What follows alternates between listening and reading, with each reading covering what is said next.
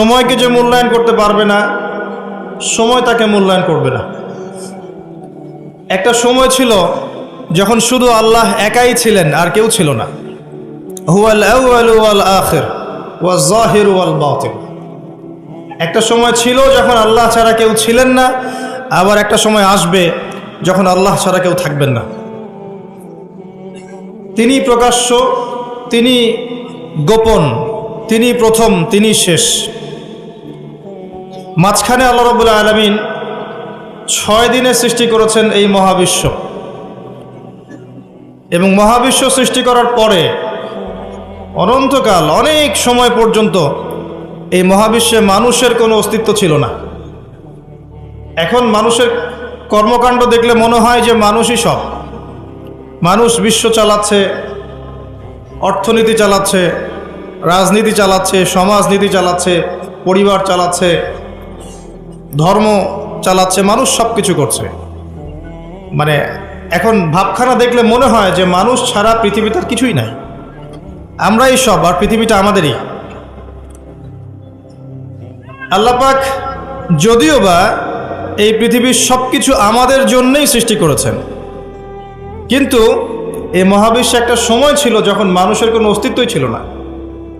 সূরা দাহরের 1 নম্বর আয়াত পড়ে দেখেন, আল্লাহ পাক বলেছেন, হাল আতা আলাল ইনসান হিনুম মিনাদ দাহরি লাম ইয়াকুন শাইআম মাযকুরা। মানুষের উপর একটা সময় চলে গেছে যখন মানুষ কোনো আলোচ্য বিষয়ই ছিল না। মানুষ কোনো আলোচ্য বিষয় ছিল না। মহাবিশ্ব তার জায়গায় ছিল, কিন্তু এই মহাবিশ্বে আমরা ছিলাম না। এরপর আল্লাহ রাব্বুল আলামিন মানুষ সৃষ্টি করলেন, করে ফেরেশতাদেরকে বললেন সিজদা করতে। তার আগে আল্লাহ পাক যা করেছেন, আল্লাহ পাক ফেরেশতাদেরকে ডেকে বলেছেন যে আমি পৃথিবীতে খলিফা পাঠাতে চাই। ওয়াইয ক্বালা রাব্বুকা লিল মালায়েকা ইন্নী জাঈলুন ফিল আরদি খলিফা। যখন আল্লাহ পাক ফেরেশতাদেরকে বললেন যে নিশ্চয়ই আমি পৃথিবীতে আমার খলিফা পাঠাতে চাই। এই পৃথিবী মানুষের জন্য তখনই হবে যখন আমরা আল্লাহর খলিফার মতো কাজ করব। পৃথিবীতে মানুষের কাজ যদি শয়তানের খলিফার মতো হয়, তাহলে এই পৃথিবী আমার জন্য নয়, এই পৃথিবী আমাকে সময় দিবে না। কথা বোঝা যায়? এই পৃথিবীতে আল্লাহ পাক মানুষকে পাঠানোর আগে ফেরেশতাদেরকে জিজ্ঞাসা করেছিলেন যে আমি পৃথিবীতে খলিফা পাঠাতে চাই। খলিফা কে? খলিফার কাজ কি? খলিফা কি সেই ব্যক্তি যে সারাদিন টিকটক করে? খলিফা কি সেই ব্যক্তি যার নামাজের কোনো খবর নাই? খলিফা কি সেই ব্যক্তি যে রোজাও রাখে না, জাকাতও দেয় না? খলিফা কি সেই যে আল্লাহ বিরোধী আইন করে? খলিফা কি সেই ব্যক্তি যে মুসলিমদেরকে দমন পীড়ন করে, রক্ত ঝরায়? খলিফা কি সে ব্যক্তি যে ব্যক্তি আল্লাহর যাবতীয় আদেশ লঙ্ঘন করে আর নিষেধগুলোর উপর আমল করে? কে খলিফা? আল্লাহ পাক খলিফার সংজ্ঞা দিয়েছেন সূরা সদের মধ্যে। কোন সূরায়? সদ পড়ে দেখেন, শেষের দিকে পাবেন। আল্লাহ পাক বলছেন, ইয়া দাউদ, হে দাউদ আলাইহিস সালাম, ইন্না জাআলনাকা খলিফাতান ফিল আরদ। হে দাউদ, আমি তোমাকে পৃথিবীতে আমার খলিফা করে পাঠিয়েছি। ওই যে আদম আলাইহিস সালামকে আল্লাহ পাক খলিফা করে পাঠিয়েছেন, দাউদ আলাইহিস সালামকেও আল্লাহ পাক বলেছেন আমি তোমাকে পৃথিবীতে খলিফা করেছি। তোমার কাজ হচ্ছে ফাহকুম বাইনান নাসি বিল হক।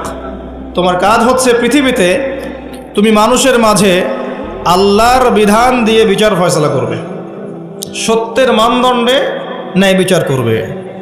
ওয়ালা তাত্তাবিউল হাওয়া, নিজের প্রবৃত্তির অনুসরণ করবে না। যদি তুমি প্রবৃত্তির অনুসরণ করো, এটা তোমাকে আল্লাহর সরল পথ থেকে বিচ্যুত করে দিবে। আর যারা আল্লাহর সরল পথ থেকে বিচ্যুত হয়, তাদের জন্য অপেক্ষা করছে যন্ত্রণাদায়ক শাস্তি। বিমা নাসু ইয়াউমাল হিসাব, এই কারণে যে তারা হিসাবের দিনটা ভুলে গেছে। খলিফার ফাংশন কি বুঝতে পারলেন? পৃথিবীটা তখনই আমাদের হবে যখন আমরা আল্লাহর খলিফা হতে পারবো। আর আল্লাহর খলিফা কোশ্চিন কালেও আল্লাহর অবাধ্য হয় না, আল্লাহর আদেশ এবং নিষেধকে লঙ্ঘন করে না। আর দাউদ আলাইহিস সালাম এমন একজন নবী ছিলেন যিনি জেরুজালেম থেকে সারা বিশ্ব শাসন করেছিলেন। এবং তার পরবর্তীতে তার সন্তান সুলাইমান আলাইহিস সালাম তিনিও একই কাজই করেছেন। বরং সুলাইমান আলাইহিস সালামের সময় আল্লাহ পাক তাকে এত ক্ষমতা দিয়েছিলেন যে জিনজাতি পর্যন্ত তার আনুগত্য করত। সুবহানাল্লাহ। বাতাস তার কথা শুনত। একটা আরশে তিনি বসতেন, মাসের পর মাস দূরত্ব মুহূর্তেই সফর করত একটা চেয়ার কুরসি। বাতাসকে আল্লাহ পাক তার অনুগত করে দিয়েছিলেন। আল্লাহ পাক তাকে অন্যান্য প্রাণীর ভাষা বোঝার ক্ষমতা দিয়েছিলেন। আল্লাহ পাক তাকে কি দেন নাই? দুনিয়ার এবং আখিরাতের যাবতীয় নেয়ামা আল্লাহ পাক সুলাইমান আলাইহিস সালামকে দিয়েছেন। সুবহানাল্লাহ। তারপরেও তিনি উদ্ধত অহংকারী ছিলেন না, তিনি বিনয়ী ছিলেন। আর আজকে আমরা যে যেখানেই থাকি না কেন, সামান্য ক্ষমতা পেলেই উদ্ধত হয়ে যায়, অহংকারী হয়ে যায়। আল্লাহ পাক আমাদেরকে অহংকারী চরিত্র থেকে হেফাজত করুন, আমিন।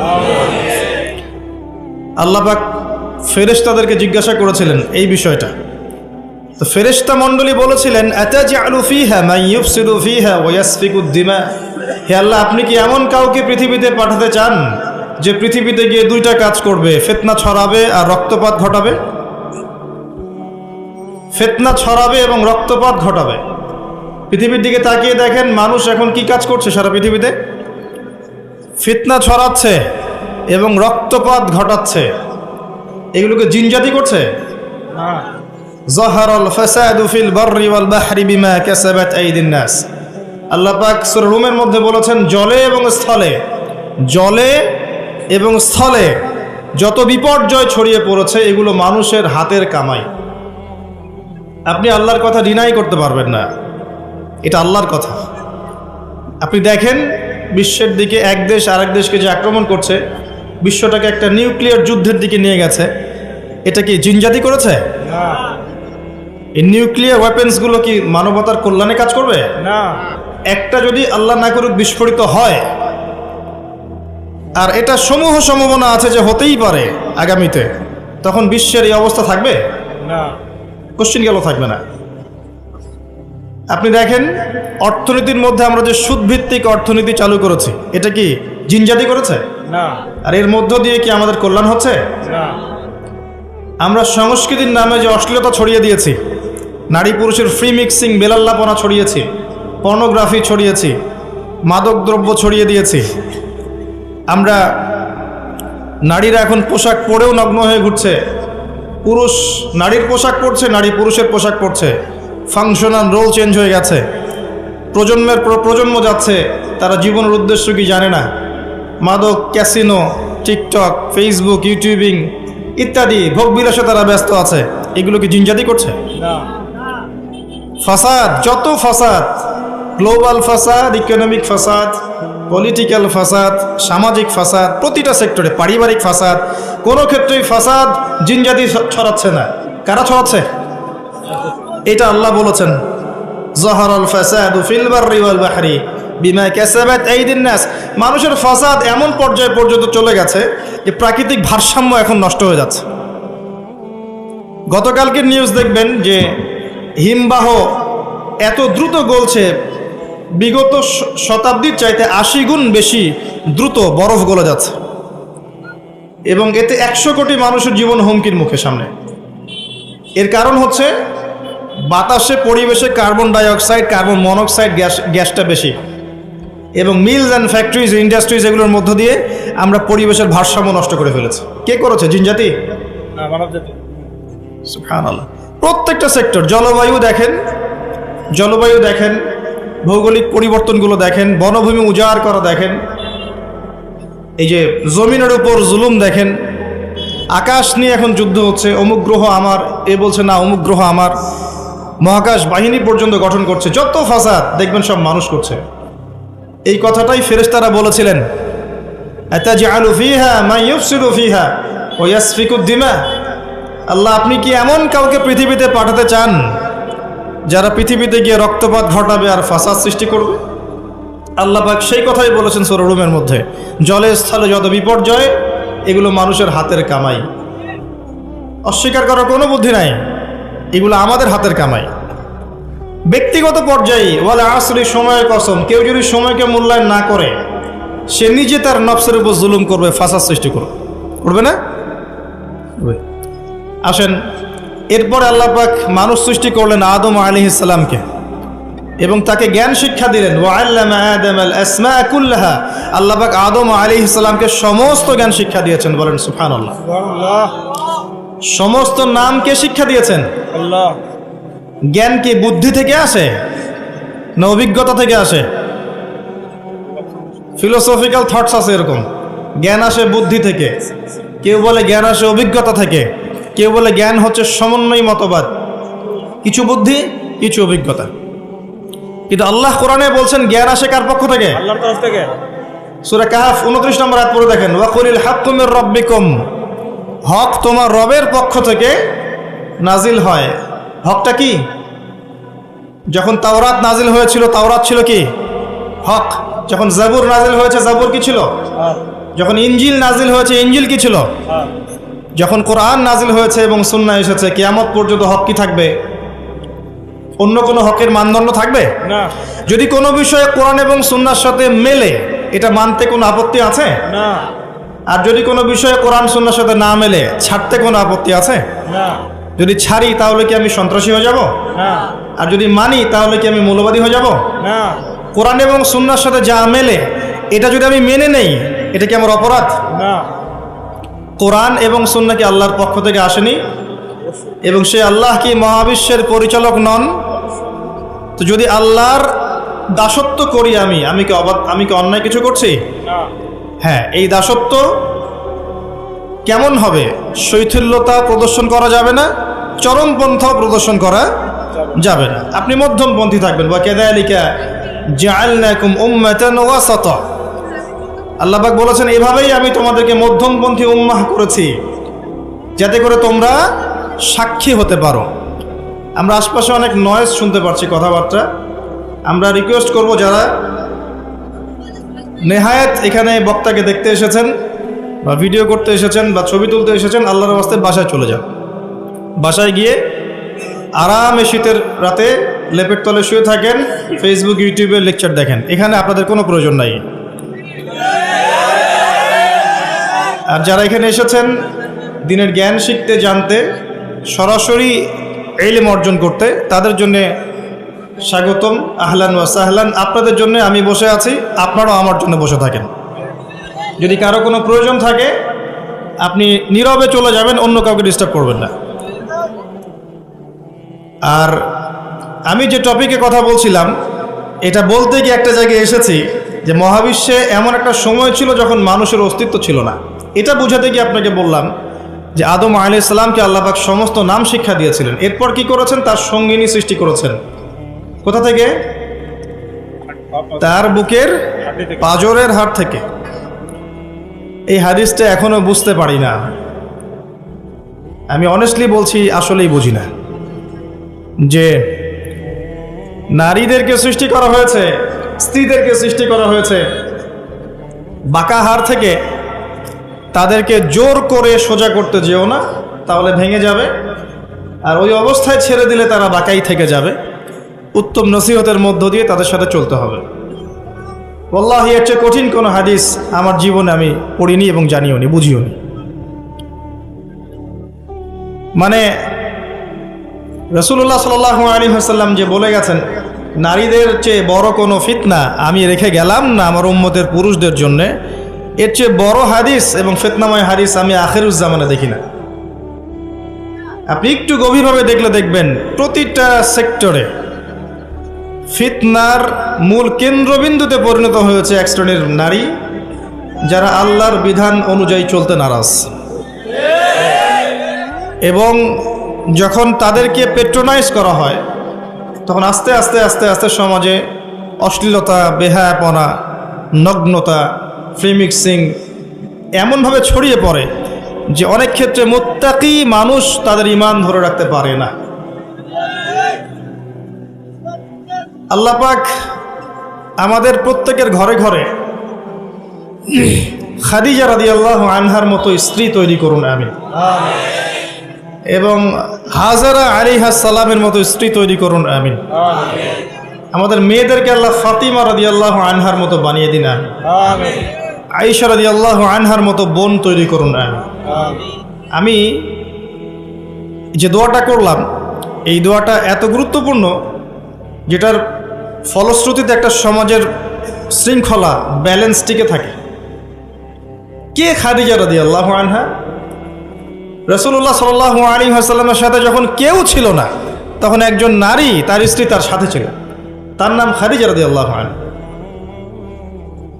সারা জীবন তিনি তার পাশে ছিলেন। এবং ওই যে গারে হেরায় যখন নবী সাল্লাল্লাহু আলাইহি ওয়াসাল্লাম আল্লাহকে ডাকতেন, গারে হেরা যারা দেখে এসেছেন, হজ করেছেন, একবার ওমরা করেছেন বা গিয়েছেন ওখানে, তারা জানেন যে এটা কত উঁচু। যুবক হয়েও আমরা সেখানে চড়তে হিমশিম খেয়ে যাব। খাদিজা রাদিয়াল্লাহু আনহা সেখানে খাবার পৌঁছে দিতেন, পানি পৌঁছে দিতেন। তার সম্পত্তি, তার সম্মান, তার মর্যাদা, তার ব্যাংক ব্যালেন্স, প্রতিপত্তি সব কিছু তিনি মুহাম্মদ সাল্লাল্লাহু আলাইহি ওয়াসাল্লাম এবং তার দ্বীনের জন্য উৎসর্গ করে দিয়েছেন। খুব কম মানুষকেই জিবরাইল আলাইহিস সালাম সালাম জানিয়েছেন, তার মধ্যে একজন হচ্ছেন খাদিজা রাদিয়াল্লাহু আনহা। নবী করিম সাল্লাল্লাহু আলাইহি ওয়াসাল্লামকে তিনি বলছেন, ইয়া রাসূলুল্লাহ, ওই যে খাদিজা আসছেন, তিনি যখন আসবেন তখন তাকে আমার পক্ষ থেকে সালাম জানাবেন এবং তাকে বলবেন, আল্লাহ আপনার জন্য জান্নাতে এমন একটা ঘর নির্মাণ করেছেন যে ঘরের মধ্যে কোনো কোলাহল নাই, কোনো চিল্লাচিল্লি হইচই কিচ্ছু নাই, সুকুন এবং শান্তি। তো কোথায় সেই যুগ, যে যুগে প্রত্যেক ঘরে ঘরে খাদিজা রাদিয়াল্লাহু আনহা থাকতেন? কে হাজেরা আলাইহিস সালাম? ইব্রাহিম আলাইহিস সালাম তার দুই স্ত্রী সারাহ এবং হাজরা। হাজরা আলাইহিস সালাম এবং ইসমাইল আলাইহিস সালামকে তিনি রেখে যাচ্ছেন আল্লাহর আদেশে জনমানব শূন্য একটা জায়গায়, এবং তাদের সাথে আছে কিছু খাবার এবং কিছু পানি। রেখে তিনি চলে যাচ্ছেন সেখান থেকে। আর হাজরা আলাইহিস সালাম বলছেন যে, ইয়া ইব্রাহিম আইনা তাযহাব, ইব্রাহিম আপনি কোথায় যাচ্ছেন? ইব্রাহিম আপনি কোথায় যাচ্ছেন? ইব্রাহিম আলাইহিস সালাম নিশ্চুপ, কোনো কথা বলতে পারছেন না, কষ্টে বুকটা ছিঁড়ে যাচ্ছে। ছোট্ট একটা বাচ্চা এবং স্ত্রীকে রেখে যাচ্ছেন জনমানব শূন্য জায়গায়। তখন হাজরা আলাইহিস সালাম বলছেন, আপনি কি আমাদেরকে আল্লাহর আদেশে ছেড়ে যাচ্ছেন ইব্রাহিম? আপনি কি আমাদেরকে আল্লাহর আদেশে এখানে ছেড়ে যাচ্ছেন ইব্রাহিম? ইব্রাহিম আলাইহিস সালাম খালি মাথা নাড়ছেন, না, হ্যাঁ, আল্লাহর আদেশে ছেড়ে যাচ্ছে। তখন হাজরা আলাইহিস সালাম বলছেন, তাহলে আল্লাহ আমাদেরকে কখনো অপদস্থ করবেন না ইনশাআল্লাহ। এই সেই নারী যার কাছে খাবার নেই, পানি নাই, সামান্য কয়েকটা খেজুর, ছোট্ট একটা বাচ্চা, পানির যন্ত্রণায় বাচ্চা কাতরাচ্ছে, তিনি দৌড়াচ্ছেন সাফা থেকে মারওয়া, মারওয়া থেকে সাফা, যদি একটু পানি পান। আল্লাহর কাছে এই দৌড়ানোটা এত ভালো লেগেছে, আল্লাহ বা কিয়ামত পর্যন্ত এটা রেখে দিয়েছেন। সুবহানাল্লাহ। আপনি হজ করতে যাবেন, এই কাজটা না করলে আপনার হজ হবে? এটা কার স্মৃতি? এটা সেই হাজরা আলাইহিস সালামের স্মৃতি।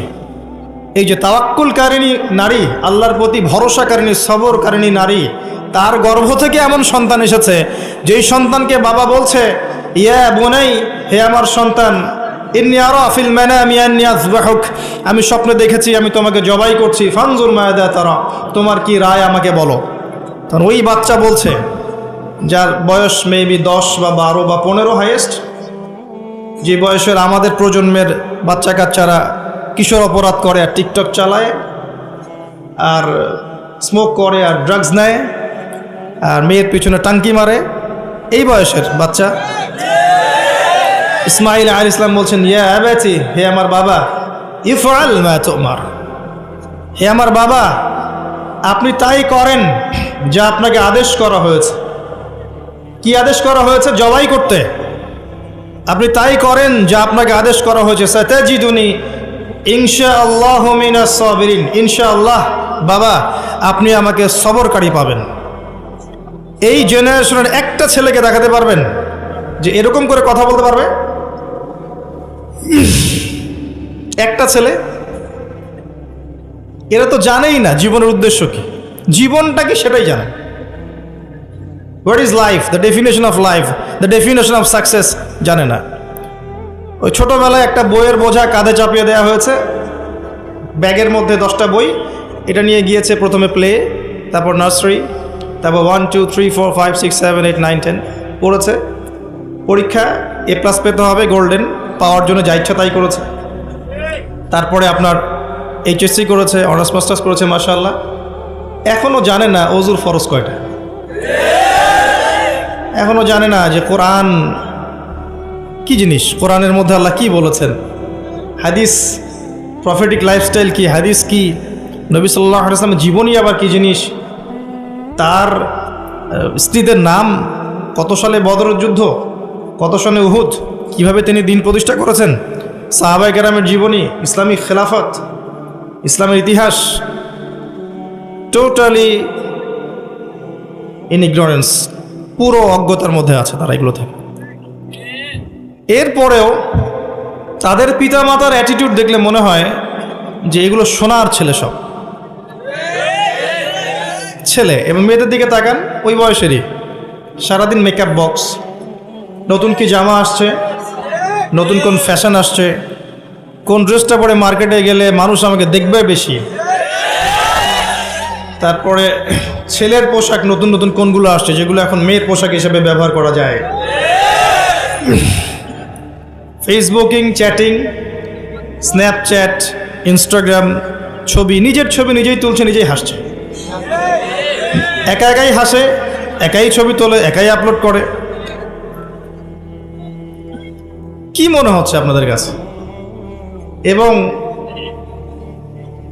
নবী করিম সাল্লাল্লাহু আলাইহি ওয়াসাল্লাম কিন্তু বলেছিলেন যে আখিরুজ জামান, কিয়ামত হবে না ততদিন পর্যন্ত যতক্ষণ না এমন কিছু নারী সমাজে বের হচ্ছে, নিসাউন কাসিয়াতুন আরিয়াহ, যে নারীরা কাপড় পরেও নগ্ন থাকবে। জি, আপনার স্ত্রীর কথাই বলছি, তার কথাই বলেছেন নবী সাল্লাল্লাহু আলাইহি ওয়াসাল্লাম, নিসাউন কাসিয়াতুন আরিয়াহ। আপনার বোনের কথাই বলছি, আপনার মেয়ের কথাই বলছি, কাপড় পরেও নগ্ন থাকবে। ব্যাখ্যা আমার কাছে জিজ্ঞাসা করার দরকার নেই, আপনিই ভালো জানেন। মুইলাতুন মামেলাত, নিজেও আকৃষ্ট হবে, অন্যকে আকৃষ্ট করবে। আল্লাহ রসুল বলছেন এরা জান্নাতের গন্ধ কখনো পাবে না, যদিও বা জান্নাতের গন্ধ 40 বছরের দূরত্ব থেকে পাওয়া যাবে। জীবনের উদ্দেশ্য জানে না তারা। এই নারীদেরকে পাওয়ার জন্য যখন আপনি ব্যস্ত হয়ে আছেন, তখন আপনি নিজের পায়ে কুড়াল মারছেন না, বরং কুড়ালেই পা মারছেন। এদেরকে পাওয়ার জন্য আপনি যখন ব্যস্ত হয়ে আছেন, তখন আপনি কুড়ালে পা মারছেন, নিজের পায়ে কুড়াল মারছেন না। যখন তারা আপনার ঘরে আসবে, কশ্চিনকালেও তারা ইসমাইলের মতো সন্তান জন্ম দিতে পারবে না, এবং তাদের চাহিদা পূরণ করতে আপনার সারা জীবনটা শেষ হয়ে যাবে। আপনার চাহিদা পূরণ করতে এবং সন্তুষ্ট করতে আপনি হিমশিম খেয়ে যাবেন। দিন একদিকে চলে যাবে, দুনিয়া আর একদিকে চলে যাবে। হাজার চেষ্টা করলেও দেখবেন আপনি দিন নিয়ে চলতে পারছেন না। টোটালি ফিতনাময় পরিবেশ। ইনশাআল্লাহ আমি 14 ফেব্রুয়ারির আগে আরেকটা কনস্ট্রাকটিভ লেকচার দিব ইনশাআল্লাহ, অপেক্ষায় থাকেন। কিন্তু আজকে এই টপিকটা আমি এখানে বলতে চাচ্ছি না, কারণ আমার মূল টপিকটা থেকে আমি সরে যাব। যতটুকু বলার বলছি, কিন্তু পুরো ডিটেলস আমি বিষয় আজকে বলতে পারবো না, সময় পাবো না। এতটুকু শোনেন, যে বয়সে ইসমাইল আলাইহিস সালাম এই কথাটা বলেছেন, এই বয়সের জেনারেশন আমাদের দেশে কি করছে দেখে নেন, বিশ্বে কি করছে দেখে নেন। হ্যাঁ, এতটুকু বলি, আপনি এই বয়সে যাই করছেন, ইসরায়েলের ইহুদির সন্তানরা ওই বয়সে তাই করছে না। জি, তারা আপনার আমার মতো কাজ করছে না। ওরা জানে ওদের উদ্দেশ্য কি। ওরা আমাদেরকে আমাদের উদ্দেশ্য থেকে সরিয়ে দিয়েছে, কিন্তু ওরা জানে ওদের উদ্দেশ্য কি। ওরা চায় বিশ্ব শাসন করতে, এবং তারা সেটা করে দেখাচ্ছে। আর আমরা তো জানি না যে আমরা একটা সিংহের জাতি, বীরের জাতি। সারা বিশ্ব আমরা দাপিয়ে বেরিয়েছি এক সময়, শতাব্দীর পর শতাব্দী। এটা আমাদের যুব সমাজ জানেই না। মনে করিয়ে দেওয়া লাগে খালিদ বিন ওয়ালিদ একজন বীর ছিলেন, উমর ইবনুল খাত্তাব একজন বীর ছিলেন। এগুলো তাদেরকে বোঝানো লাগে, বলে দেওয়া লাগে। আপনি রাস্তায় হাঁটেন এবং এই নর্মাল সোসাইটির ছেলেদেরকে মাইক নিয়ে নিয়ে জিজ্ঞাসা করেন যে উমর রাদিয়াল্লাহু আনহু কত বছর বয়সে ইসলাম কবুল করেছে তুমি জানো? বলবে যে উমর রাদিয়াল্লাহু আনহু কে। দেখবেন দেখবেন যে দেশের কথা জিজ্ঞাসা করেন, স্বাধীনতা দিবস কবে, ভাষা দিবস কবে, জিজ্ঞাসা করেন আন্তর্জাতিক মাতৃভাষা দিবস কবে, হিউজ অ্যামাউন্ট অফ পিপল আছে বাংলাদেশে বলতে পারবে না কোন দেশে, সিরিয়াসলি বলতে পারবে না। ইংলিশ মিডিয়াম ব্যাকগ্রাউন্ডের প্রচুর সন্তান আছে, আর এটা আমার চেয়ে ভালো আপনি জানেন না, আমরা এই ব্যাকগ্রাউন্ড থেকে উঠে আসছি। ইংলিশ মিডিয়াম ব্যাকগ্রাউন্ডের অনেক বাচ্চা আছে দেশের ঐতিহ্য সংস্কৃতি সম্পর্কে যারা পরিমাণ খবর রাখে না। কই তাদের বিরুদ্ধে তো কখনো মিডিয়া তেরে আসে না, আসে? মাদ্রাসায় তেরে আসবে, মাদ্রাসায় গিয়ে জিজ্ঞাসা করবে জাতীয় সঙ্গীতের 10 লাইন বলতে পারো? এই জাতীয় সঙ্গীতের 10 লাইন অনেক ইংলিশ মিডিয়ামের বাচ্চাও পারে না। কই ওটা নিয়ে রিপোর্ট তো করেন নাই। তো আমাদের ডাবল স্ট্যান্ডার্ড আছে। আমি একটা কথা বলতে চাচ্ছি যে আমাদের প্রজন্ম না দেশ, না ইতিহাস, না সংস্কৃতি, না ইসলাম, কোনো কিছুর খবর রাখে না এই প্রজন্ম এখন। এদেরকে দিয়ে আল্লাহ না করুক যদি আগামীতে কখনো আবার দেখেন যে কোনো রাষ্ট্রীয় কোনো কাজে এদেরকে এগিয়ে আসতে হবে, আপনি সত্যি মনে করেন এই জেনারেশন এগিয়ে আসবে? কখনো আসবে না। এরা কি 1971 সালে আমাদের বাপদাদাদের মতো সাহসী, তাদের মতো ফিজিক্যালি স্ট্রং, মেন্টালি স্ট্রং, জীবনের উদ্দেশ্য সম্পর্কে সচেতন? কখনো না। হানাদার বাহিনীর আক্রমণে যেভাবে বীর বিক্রমে যুদ্ধ করেছিলেন আমাদের বাপদাদারা, এখনকার জেনারেশন এটা করতে পারবে মনে করছেন? তো গাঁজা খেতে খেতেই শেষ, ইয়াবা, পেন্সিডিল এগুলো খেতেই শেষ। একটা টিকটক ভিডিওর জন্য প্রতিবন্ধী হয়ে যাচ্ছে, মানে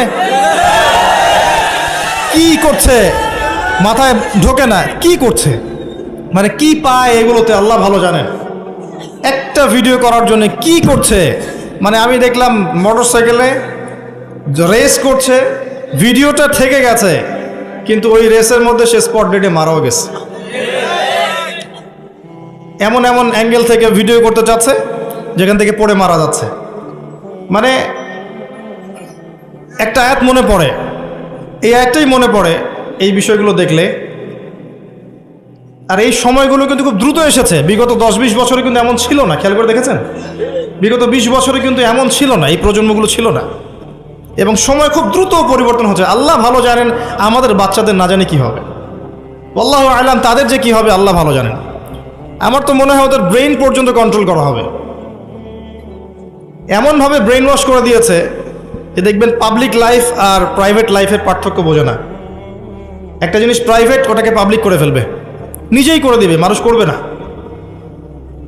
নিজে কি করছে না করছে প্রত্যেকটা মুহূর্ত তাকে মানুষকে জানাতে হবে। এই যে আমি এখন বাথরুমে গেলাম, এই যে আমি এখন বের হলাম, আমি এখন ওযু করছি, আমি এখন এটা করছি।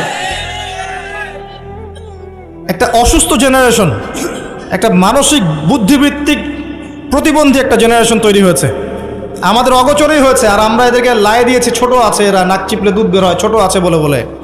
আচ্ছা ইসমাইলের দিকে তাকান, তিনি তার বাবাকে বলছেন ইয়া আবাতি ফাআল মা তু'মার, হে আমার বাবা আপনি তাই করেন যা আল্লাহ আপনাকে আদেশ করেছেন, সাতাজিদুনি ইনশাআল্লাহু মিনাস সাবিরিন, ইনশাআল্লাহ আপনি আমাকে ধৈর্যশীল পাবেন। আর এই সন্তান জন্ম দিয়েছেন ওই হাজেরা আলাইহিস সালাম। না আছে পরিবারে ইব্রাহিমের মতো কর্তা, না আছে পরিবারে হাজেরা আলাইহিস সালামের মতো মা, আর না আছে ইসমাইলের মতো সন্তান। এই জেনারেশনকে দিয়ে আপনি কিভাবে চলবেন? জাতির সামনে খারাপ সময় অপেক্ষা করছে। একটাই উপায় আছে, অনলি একটা রাস্তা খোলা আছে। কিছু মানুষ মিশন নিয়ে নিয়েছে যে এই জেনারেশনগুলোকে ধ্বংস করে ফেলার। একটাই অপশন আছে, এদেরকে আল্লাহর দিকে নিয়ে আসতে হবে, আদারওয়াইজ এদেরকে বাঁচানোর কোনো বুদ্ধি নাই। ছোট ছোট বাচ্চা দেখবেন 14-15 বছরের বাচ্চা ধর্ষণ করছে, কেস খাচ্ছে, চাইল্ড অ্যাবিউজ করছে। এক ধর্ষকের ব্যাপারে সেদিন দেখলাম এমন পলিসি অবলম্বন করেছে যে রেপের পর রেপ করে যাবে, কিন্তু যাকে রেপ করা হবে সে প্রেগনেন্ট হবে না, সে এমন ব্যবস্থা গ্রহণ করেছে। কি পরিমাণ মানুষের অধঃপতন চিন্তা করে দেখেন। ছোট ছোট বাচ্চাগুলো দেখবেন কিশোর অপরাধ করছে, কিশোর গ্যাং তৈরি করেছে। ছোট ছোট বাচ্চা বিভিন্ন মুভিজ দেখছে, অপসংস্কৃতিগুলো দেখে দেখে শিখছে। এগুলো তো এমনি এমনি আসেনি, কারো না কারো দেখে তো শিখেছে। হয় বই পড়ে শিখেছে, না হলে কোনো কিছু দেখে শিখেছে। আর বই তো এরা পড়ছে না, নিশ্চয়ই কিছু দেখে শিখেছে, বিভিন্ন প্রোগ্রাম দেখে এগুলো শিখেছে। ছোট ছোট কিশোর গ্যাং, এক গ্যাংয়ের লিডার আছে, আরেক গ্যাংয়ের লিডার আছে, প্রশাসন হিমশিম খাচ্ছে এগুলো ডিল করতে।